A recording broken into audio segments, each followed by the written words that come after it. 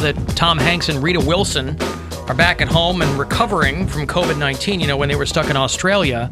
She went viral a little bit with doing Hip Hop Hooray. She was just kind of bored and doing some stuff.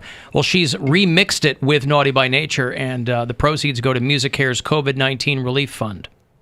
So they did a full-on Rita Wilson, who is a touring musician, by the way. I think a lot of people think she's just Tom Hanks' wife, but she was an actress in the middle of a tour. Yeah, I think she sings more kind of country-tinged singer-songwriter stuff. But she was in the middle of a tour, I think. Do a cover of I Saw a Tiger. There's a lot of people doing that, right? I've seen metal versions of it on YouTube or Here Kitty Kitty, which for some reason people have glommed on to Here Kitty Kitty, but I feel like that's the... Because that's the Carole Baskin one. I don't enjoy that one as much. Too on the nose. You heard a lot about a brother gaining more ground being... Boy, Chet has got to be green with envy. He's like, how did my mom get legit before I did? Maybe it's that stupid Jamaican accent he's doing all the time. I think that's the best part of him. Booyah shaka! Yeah, Chet Hayes. Heck, even though my name's graffiti written on your painting, I love black women always and disrespecting... Anyway, it's a great... Hip Hop Hooray is a dynamite song no matter who's doing it. Just so happens... I bet we could prove that wrong. To be Rita Wilson. I'm sure we can. You think so? I'm sure we can find someone doing it that's not good. Really?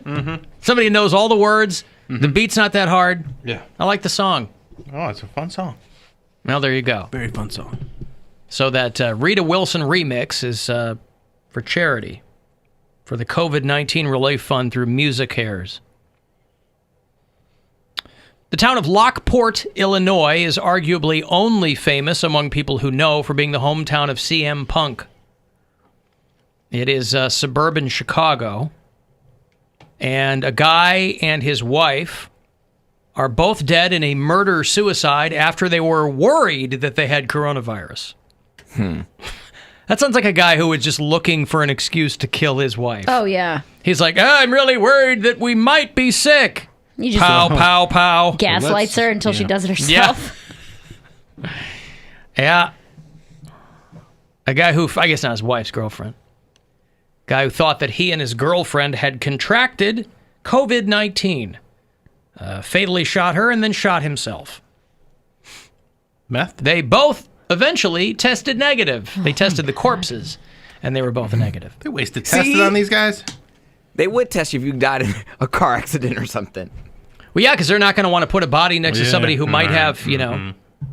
I don't know how the funeral homes are doing it, but I was watching a thing, and they had some funeral director from New York who was, like, freaking out.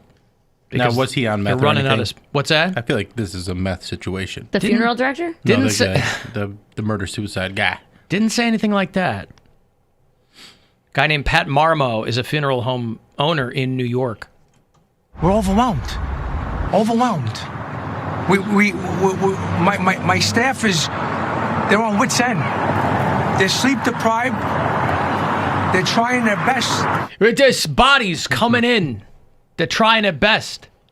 And that's just one funeral home. Yeah, how many funeral homes do you think they went to before they found the guy that they're like, okay, that's the voice we want. We want that accent. We don't want someone that sounds normal. We want we're overwhelmed.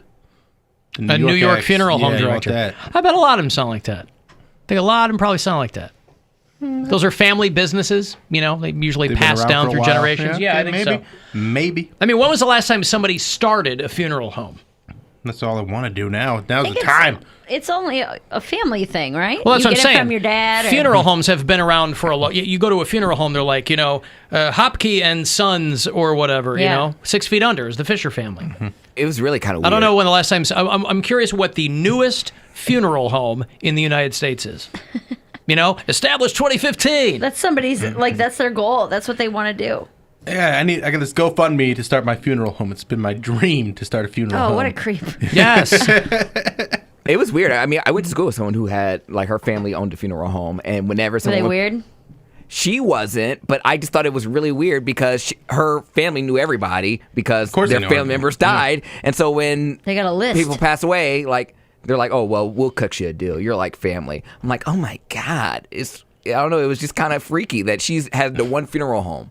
My mom lived next door to a funeral home for a while. Convenient. It was very weird. And when the bus would drop her off, you just see, I'm like, ugh, I don't like this. It was eerie to just see people that sad all the time. I didn't like that. You're just constantly seeing people Looking in out their the window? most depressed state. Yeah. It's a bummer, man. you Well, know? it takes you're a saying very you couldn't specific run kind one? of person to do that. What? You no. couldn't run a funeral home? What about me says I could run a funeral home? I don't know. You like to make people happy. Yeah. What am I up there cracking jokes? Give me his last 5 meals. I'll make it really good. She's opening. She's opening for the funeral. Yeah, for the eulogy. No way. Yeah. Mayor's eulogies isn't going to be a thing. Well, Frank was a prick, but we all loved him. Am I right, everybody? Oh, I'll tell you what, this guy, don't speak ill of the dead, right? You are gone, right, Frank? Yeah, he's gone. Okay. Tell you what, this guy. He'll make you laugh till he's blue in the face. Mary, I hope you're writing these down. I hope. Oh, no. Yeah, sorry. No, I always liked the goth kids who stayed with it the whole way and really dug in. Because everybody, not personally, but a lot of kids had a goth phase or whatever. It was the people who were, if you'll pardon the pun, deadly serious about it, who went into the mortuary sciences. A couple of friends of mine, mortuary sciences. They're running funeral homes or they're doing that kind of stuff. I'm like, good for you. Is that It was more than a phase. more or less weird than starting your own? Because that's not a family business. No one was making them do that. They did that on their own. Yeah, They wanted to work in the mortuary sciences. Correct. Yes. But it need to be done. That's their passion. It's a growth industry. It's never going to go away. I guess. Job security. Yeah. But then you find these funeral homes where they find the bodies stacked up in the woods behind the place or something. There was one of these places a couple years ago at home. It was outside Chicago. They found some guy who was running a funeral home, and the families, things started to get fishy with the families because they never got the remains they were promised or something. And so the The state pilot light went out and we couldn't get it started again. the pilot They light, didn't yeah. have a match long enough. Yeah. We need one of those long wood ones with the, I guess And they started investigating the guy's license or something, and they ended up finding, I think, God, I feel like, maybe I'm mixing up my stories, but I feel like it was one of the first stories that Chris Ty investigated when he went to Chicago. I vaguely remember. There was like a that. doctor Yeah. who has since died or something, but they found a lot of bodies back in the woods because they just didn't process them through the funeral home. They were just like, We'll just go bury it in the so woods. yeah, let's Okay, go bury them Mary. in the woods and take the money from the families. What about Okay, Mary. What about this scenario? Ready. It's not a haunted house, but you have to live in a funeral home. No. Well, But you're married to a guy. He's the funeral home director. Yeah, You that's still do your his family comedy, business. But he's just you love him so I much. have to live in the funeral home? That's his That's- home. That's that's his where he family's lives, yeah. business. And it's a nice house. It's a beautiful house. I wouldn't imagine it would be trashy if it's I a don't know funeral that I home. could. I couldn't live in a funeral home. My mom living next door, it bummed me out to be there on days that there are funerals. Like if there was a funeral going on, I'd go for a walk or I'd come back later. You got to think, man, you're just seeing people depressed constantly all day long. You don't have to be. You can just stay upstairs and look out the window like You a creep. hear them sobbing and singing and no way. I couldn't do it. Oh, you had me at the singing. Right? What's the one? Come on down to Cadavers Unlimited. And Mary, We're going to take care of you. Don't you worry. Put a smile on your face. You feeling down? We'll bring you up.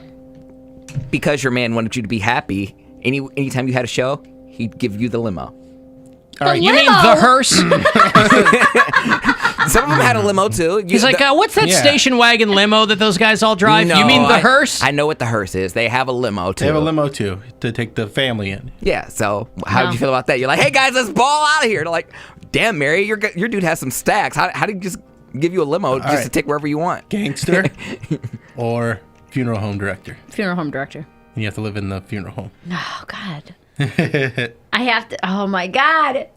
Funeral home. It's an honest living. Yeah, it's an honest living. He probably won't cheat on me unless it's with a dead body. And then at that point, Is that cheating? yeah, they can't catch feelings or anything, but Now, I'll give them a short plug because someone reminded me over the text the greatest name of all time for a funeral home just happens to be in Westlake, Ohio. Barry McGreevy. no, it is not. That's amazing. Yes. Barry McGreevy and Donald Martins and Sons Funeral Homes and Cremation Service.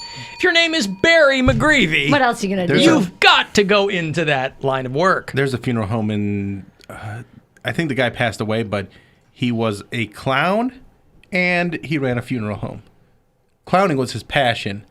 Funeral home Was his job. You talk about like a sad clown scenario. Fizbo. Could you even see a clown taking off his makeup in the mirror and then walking out and greeting a family? Oh, I don't think he's so greedy. messed Why up. Family be like, you missed a spot. Dude, He's still the got the red lips. nose Yeah. on. Forgets the nose. So creepy. Yeah, was a but again, clown. but this is somebody who was trying to balance the two extremes in life, right? Yeah. He was trying to Become a bank teller. Do like you something in said, the you're middle, man. around. You know, like they used to talk about how the suicide rate was so high among dentists because they spend so much of their time inflicting pain on people. Oh, I didn't think about that. And so here's a funeral home director who goes, I need a way to countenance this awful thing I've devoted my life to. I'm gonna go out and be a clown. Maybe. Go be a clown. Maybe seeing people so sad all the time, they needed to see them with joy. What I'm you sure. don't want to do, Right. though. So you're like, okay, being a clown is making me too sad. I'll be a funeral director. What you don't want is to kind of have a brain fart and Switch it transpose the two, you know. Hey, kids. Hey, kids! Who's sad to see Grandma go? You walk in and you're like, oh, sorry. Oh, no. We're talking about SEX in front of the CHILDREN. Sex Cauldron? I thought they closed that place down. Alan, I damn near ran off the road yesterday when Poundcake said tabernacle. He couldn't nail tabernacle when we were talking about the Mormon Tabernacle Choir, and so tabernacle is what came out. And then today, of course, with Tarantulas, it's, I'll tell you what, it's feast or famine with little Cody Brown over there. Don't be coming out my government. This guy was he's a clown for 31 years and a funeral director for 43. Or no, clown for 43 years and then a funeral director for 31. So 10 years in, he gets tired of clowning and goes, I'm going to become he needs to make some real money. a funeral Yeah. director. Yeah. Bill, Or- are you trying to imply that being a clown is not lucrative? Now, maybe, here's what I like to think. He's at a kid's birthday party, right? Somebody Doing drops over dead. Doing a great job. No. Someone comes up to him and is like, hey, man, what other kind of parties do you do? And he's like, oh, I could do adult parties. I do it he's all. like, and he's, yeah, I do it all. And he's like, do you do death parties? And then that's Death how he parties. Death parties. You know, that's how death he parties. gets into the funeral business. What is a death party? Like a New Orleans funeral. Dancing in the streets, yeah, sending yeah. them off. That's a homegoing celebration. The Viking Homegoing, funeral. Yes. Set them on fire. You don't set them on fire. A Viking funeral, you do. Oh. Homegoing celebrations are lit. You should try it. Alan, the best man at my wedding worked at a crematory, and he used the body collection van to carry the wedding party around. We didn't tell them until later. Oh, I wouldn't get in. Well, that's why they They didn't didn't tell tell them. ya. They didn't tell them till later on. In my nice dress. Well, near where we live, there's a beautiful home. I mean, they all are on Lake Road. One of those hospital-sized houses, but it's next to a cemetery. And I said, we were driving past, I said to Gwen, I go, would you care living next to a cemetery? She's like, no, I live next to a cemetery in Chicago. I was like, yeah, but that wasn't one of your apartments. You know what I mean? Like, you're going to Owning leave a out. home. Yeah, owning a home. Because I wouldn't care. I wouldn't. Living next to a cemetery? You wouldn't care? If you had a house next to a cemetery? I wouldn't do it. Oh, you wouldn't do it? Yeah. I Oh. was gonna say, yeah. No, I That doesn't Really? track. But they're You know they're I not wouldn't good. do that. What, you think the hand's going to come out of the grave I or still something? hold my breath when I drive past them, okay? You do? Wow. In West Park. You never did that as a kid? You had I to did, hold your yeah. breath when you drove past so spirits didn't get in? Wow. No, we used to do like the etchings over the tombstones with I the did that charcoal for a little pen. bit. Really? Yeah. I did that for a little bit, but then I found it was funnier if I took deep breaths and it made the other kids nervous. Be like, no, you're breathing in all the spirits. And I'd be like, Maybe that's what's wrong with you. I always found it odd when there's a cemetery in like an odd place, like downtown Cleveland. You know, like right there by the Indian Stadium. Like you have that graveyard. People haven't been buried there for years, and I couldn't imagine if someone new was to be buried there that they would have to deal with all the like downtown traffic or like a game letting out, and they're just grieving and putting someone in the ground. Somebody taking a whiz on your grave. Right. Well, yeah, but cities kind of go up around the graveyards. You're not going to dig up the bodies. Yeah, the graveyard was obviously there first, but I've never walked through there. But from what I hear, the earliest person that died there is like from 1930s or something like that. earliest or latest? Oh, the latest, I guess. So yeah, like it hasn't been recent at all. I mean, you know how angry some people get when you only move the headstones. Oh, I know. Oh, they'll start screaming at you. Son of a bitch, you moved the cemetery, but you left the bodies, didn't you? You son of a bitch, you left the bodies and you only moved the headstones! You only moved the headstones! Why? Why? The weirdest take ever in a movie. The weirdest line reading ever in a movie. I think this funeral director guy's still alive. The clown? Yeah. Just clowning around. Good for him. I mean, hey. Hey, do what listen, you do. you're leading an exciting life. Yes. You know, you talk about leading a double life where a guy's like, my wife doesn't know I'm a secret spy or whatever, something cinematic. This is a guy, funeral home director / party clown. Cubby the Clown is his Cubby? clown name.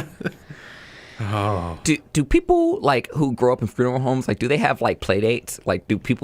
Do neighborhood kids come to his house? I would only want to play with that kid. He's like, Well, "Come over, because guys." they I'm they good. live there. Do they live Yeah, there? yeah. So there's a house. it's part of your residence, but the the work part is the other part of your residence. I I just don't know- think they all do it that way, but that's definitely the way it was. It's a lot traditionally cheaper. done. You don't Yeah. want to have a house and then have a facility. But I know my friend that went to my high school.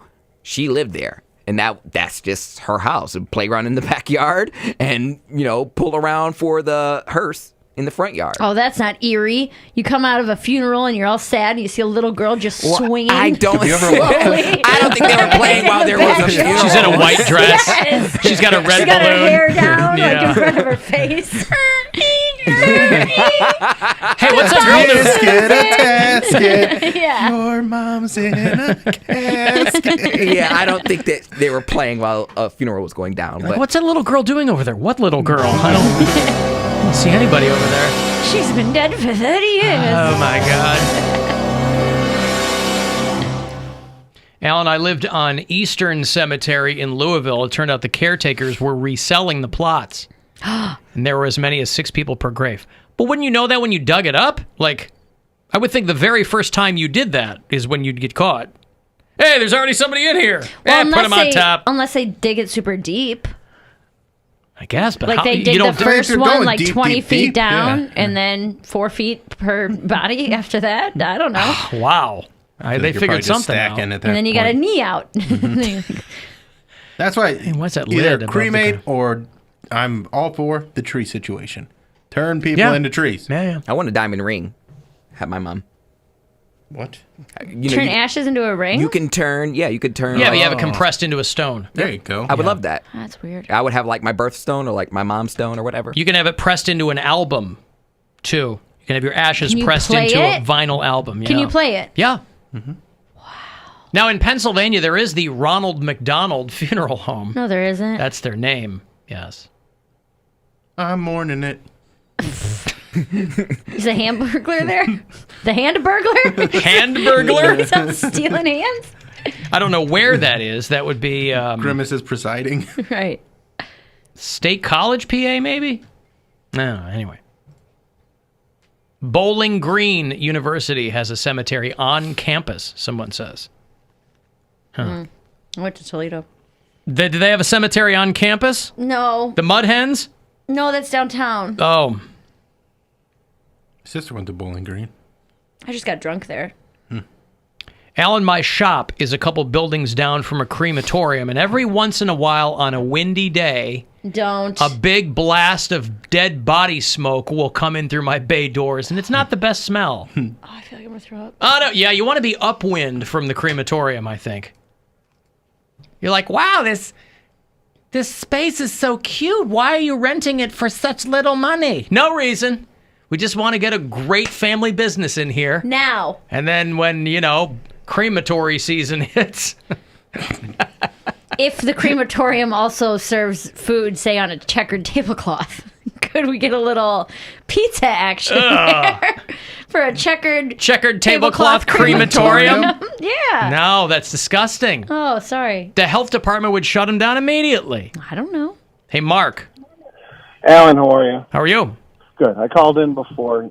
I worked at a funeral home when I was in college. You guys are way off on some of this stuff. So if you got Okay. any questions, hit me, and I'll see what I can do. What are we off on? people living at them, they lived at them before the internet, before cell phones, even at pager level. I feel like I said if that. somebody used to walk up to the door, ring the doorbell, and say, "Hey, my brother Charlie died down the street." Now it is extremely rare if someone lives there. Oh, okay. They used to live there because they were it's a family business. They had the second story. They're saving money by and when especially starting out in any business, you live there. So what the heck? You might as well be there. Yeah, I mean, the funeral home where my grandma was, where we had her wake. It's obviously it's a small town in Illinois, so maybe that's why. But that family still lives in that building.